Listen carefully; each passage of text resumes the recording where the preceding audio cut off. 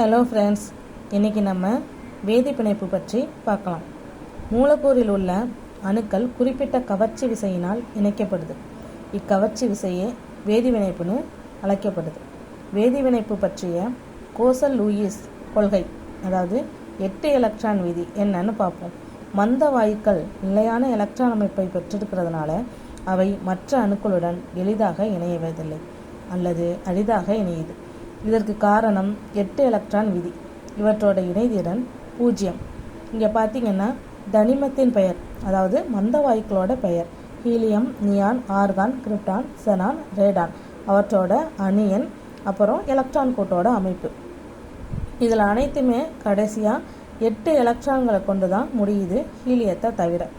இந்த மாதிரி மந்த வாயுக்களோட இணைதிறன் கூட்டில் நிலையான எலக்ட்ரான் அமைப்பை பெற்றிருக்கிறதுனால எலக்ட்ரான் ஏற்கும் அல்லது இழக்கும் தன்மையை பெற்றிருப்பதில்லை. இவ்வாறு 8 எலக்ட்ரான்களை பெற்றிருக்கும் விளைவு தான் 8 எலக்ட்ரான் விதி அல்லது எண்ம விதி எனப்படும். இதுக்கு நம்ம எடுத்துக்காட்டு பார்த்தோம்னா சோடியம் அணு.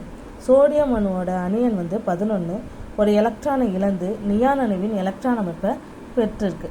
வேதிப்பிணைப்போட வகைகள்னா பலமான இணைப்பு, பலவீனமான இணைப்பு. பலமான இணைப்பு என்னென்னா அயனி பிணைப்பு, சகப்பிணைப்பு, ஈதல் சகப்பிணைப்பு, உலோக பிணைப்பு. பலவீனமான இணைப்பு ஹைட்ரஜன் பிணைப்பு, வாண்டர் வால்ஸ் கவர்ச்சி விசை. நெக்ஸ்ட் வீடியோவில் இந்த பிணைப்புகளை பற்றி நம்ம டீட்டெயில்டாக பார்க்கலாம். தேங்க்யூ.